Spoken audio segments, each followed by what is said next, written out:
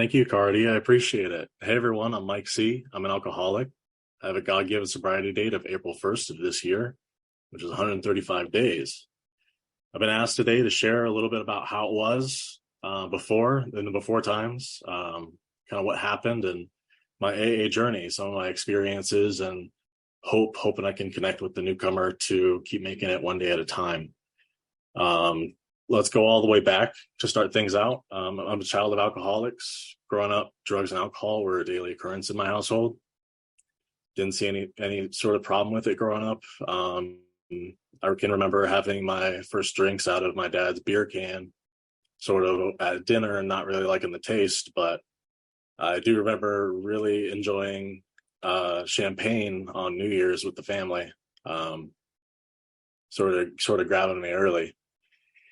Over time, when drinking became more a part of my story in my teenage years, it sort of helped me get over the social anxiety, feeling relieved from my tension or anger or anxiety, sort of attributed to teenage angst. I sort of at the time romanticized alcohol as this grown up drink, this thing to get me over being a child, this thing that's going to bring me into the adult kingdom. This is if going into the doctor's opinion, this is where it's first noted that I have the allergy to alcohol. The only thing that stopped me at that time was the fact that I was under 21. I couldn't regularly get alcohol, or maybe I wouldn't have stopped at the time. In a way, I also had this pride element of sort of, I don't want to be like my parents. I don't want to emulate their behavior. I'm going to be better than them, whatever. Eventually, I kept working, striving for achievements without alcohol. Worked on getting an engineering degree, mechanical engineering degree, in which I had left behind kind of friends, family, and a job in order to pursue that. And this isolation, combined with this sense of pride that maybe I'm better than where I came from, was a sure good reason to progress my alcoholism as well as my life at the same time. So at the time I was sort of focusing on my studies, dealing with the long-term relationship kind of deal, not taking regular inventory. I at this point in time would have had no realization that I wasn't making lifelong connections at school. I wasn't really focused on the material. I wasn't focusing on my health. I was sort of caught in this work, drink cycle that was that I learned taken from my family. And because I was making this progress in my life, I was still working towards that degree. I was making progress. I was getting A's in classes, A's in school. My drinking hadn't become a problem yet. And it's something I can hear a lot in the rooms of when we try to unrelate from somebody who's sharing, because it's like, I haven't lost this yet. I'm not that bad yet. I wasn't taking inventory on my life at the time. I wasn't realizing what I was missing. I wasn't proficient on understanding what was low yet or what's gone bad. So I had no idea what I was trading for my degree when I was drinking. But a positive aspect of taking regular inventory is, you can begin to find things that I'm grateful for, finding extra of things to give and time to give. So I ended up earning that degree, progressing more and more in my drinking. Eventually managed to gain employment at a nuclear power plant. I was like, wow, man, my life is going great. It's fine. Everything's fine. Eventually, 3 years later, I lost that job. I had lost that long distance relationship. I hadn't had the friends that I had grown up with, and I had even lost the confidence in my own family due to my drinking. And I still didn't see it a problem then. At this point, sort of, this is a war story. At this point, I'd be getting drunk all day to try to get over the emotions. And the idea was that I wouldn't drink for certain parts of the time so I could go get more alcohol. But I was stuck in this cycle of getting drunk to avoid the feelings, waking up, getting sick, then repeating. which eventually led to 2 different hospital visits for tachycardia or, bad withdrawal symptoms. Sort of getting sober on accident and then relapsing. Eventually I figured out that I had a problem. I couldn't stay in this cycle of drinking and getting sick and drinking and getting sick every night. And I had to try to recover what I thought at the time was recover parts of my life that I had lost. So I decided to go to rehab, my first institution. And it didn't do much for me, but it sure scared me. I didn't leave with a lot of skills, but I left sober. It was just a detox facility. I was scared of what I saw in there, scared of the people around me, and it kept me sober for 4 months. In that time, I managed to get employment again and get another relationship again. And, I didn't have all the tools that I needed in my toolkit. And, after 4 months, I had relapsed, and it went right back to where it was. The drinking picked up. For the amount that I was drinking, it went right back from 0 to 100 real quick. And it led to an arrest, and it led to another hospitalization. And this, you would think, would be the big one. At this time, things had gone so awry. I had alcohol-induced hepatitis, is what they told me in the hospital, that I had a 90% chance not likely to survive without a liver transplant. My drinking had gotten that bad. I was jaundiced. My eyes were yellow. My skin was yellow. I have liver cirrhosis.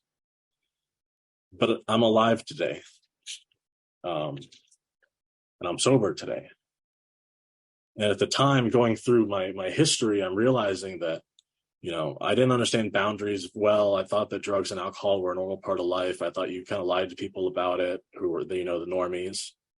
I didn't know I was living for achievements to receive praise or to try to get guidance from people who maybe knew more. I was addicted to sort of receiving awards or 100%ing video games for the achievements, or addicted to finding love and getting sex even. This was an anything. I was trying to do anything to help me escape the feelings of loneliness, the feelings of pain, and the feelings of betrayal. And what I was doing was I was replaying the wrongs that others had done to me. And we learn in the program that these are resentments. But I could never acknowledge the parts that I had done wrong in those relationships. I drank to oblivion to try to avoid my emotions. But I'm alive today. I'm sober today. I've been given second chance, third chance. This is my final chance. It's my chance to tell the story, to try to help reach out and try to help another alcoholic stay sober. But wouldn't you believe, I left that hospital with, medications, all the right doctor recommendations, a nutrition program, intensive outpatient program. I left with PT, OT. I thought I had everything I needed. I had my body recover. I learned how to walk again. My liver healed mostly. And the other took a lot of stress off all my other internal organs. And IOP gave me a toolkit to try to help me live a sober and productive life. Now you'd think with this knowledge, the medications, the stronger body, that I'd have everything I needed to go right back to living the way I was, but sober. And I relapsed again because I didn't have AA. It was the one piece I was missing. I was missing AA. I was missing the 12 steps. I was missing the big book. I was missing the fellowship of the program. And I was really missing prayer. I was missing a belief that I had become powerless over alcohol, that my life was unmanageable. That's our first step. I was missing that. I was missing a belief that only a power greater than myself could restore me to sanity, because I was prideful and I thought I wasn't insane. That's our second step. Third step, to turn my will and life over to the care of that power, that higher power, a God of my understanding. I had to get a belief of that. I didn't realize I had a spiritual malady, that I had a sickness, a third part of me that I had to keep strong. That's not just my physical body, not just my mental health, but also my spiritual health. And my power, whom I've come to know, knows truth, right?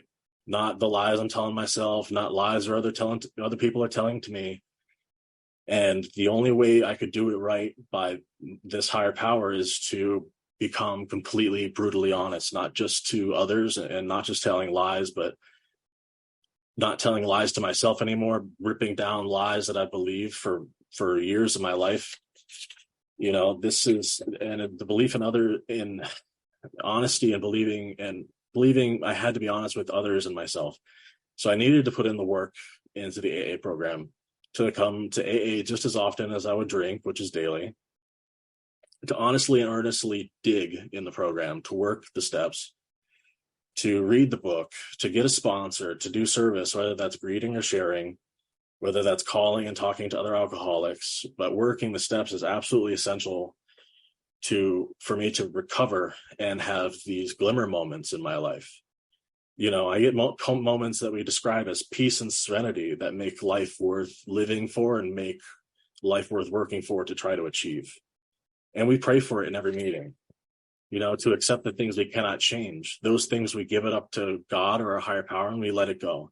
The courage to change the things I can, to remove my character defects, my anxieties and depressive states, to take the actions necessary in life to do my part, you know, and the wisdom to know the difference, to not fight battles that need not be fought.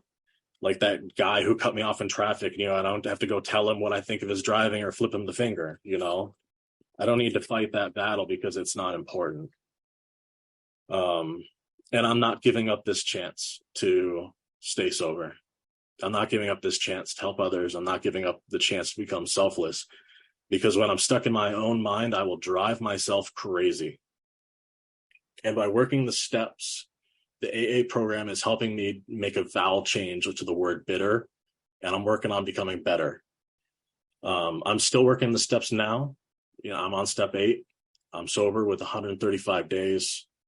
And my step 4 of AA, just going to the steps moving forward, you know, making a searching and fearless moral inventory of ourselves, you know, to dig into having done that, to dig into my past, realize the resentments that were eating me alive, what those things did to affect me, what my part in that was, and to apply the serenity prayer to my life of alcoholism in order to bring it to God, to ourselves, and to another alcoholic, preferably my sponsor, because I would scare the 71 people we have in here out of here going over that. That's step 5, to admit or confess the exact nature of my wrongs, right?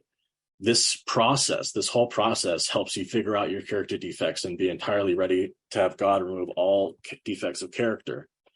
I have a story about my step 6 where I tried to do it out of order. My fiance's parents are both pastors, and we're trying to go to church like once a week to get involved there and have a better connection to family. And one of the first times I go, it's Pentecostal, and I don't know much about religion. We have a whole section on agnostics in the book to talk about all sorts of ideas for that. But I went up to the priest, and there was a process of being anointed. And what do you want to pray for? And I was like, well, you know, I've been hearing this a lot in the AA meetings. Why don't we pray for my character defects to be removed? And I'm only on step 3, right? I don't know what my character defects. And my future father-in-law puts his hand on my shoulder and he goes, "We will pray for you to have a great fall." You know, because I was prideful. He was telling me to humble myself. Only after doing the work of figuring out what my character defects were could I honestly, humbly give it up to ask. And if I hadn't done the work yet, I wasn't being humble enough. But removing my character defects, it's not just an act of prayer, it's an act of work. I have to start going to in-person meetings. I have to overcome that depression and anxiety. I have to go to in-person meetings. I got to start going to the doctors regularly, do blood work. I got to go to a dentist and get my stuff taken care of. You know, the things that make me feel trapped in life, that are just like a mountain of tasks to overcome. You know, I got to do things to not isolate myself. I got to work regularly. I got to exercise. I got to pray regularly. I got to find gratitudes. I got to take prescribed medication. That's a normal part of my life, you know, and I have to learn to do things again, but not just from where I understand it, but a brand new from the start. And part of that for me is attending AA regularly and daily so I don't lose practice in these principles, to serve where I can, to pray for and try to help the other alcoholic who might still be out there still suffering. Excuse me. And I'm trying to apply all these principles in AA to my affairs. So doing these things that I've done, these steps have changed my life for the better. It's given me a different perspective. It's like a brand new pair of glasses, but it's internal and external, not just in what I see, but what I feel and how I live.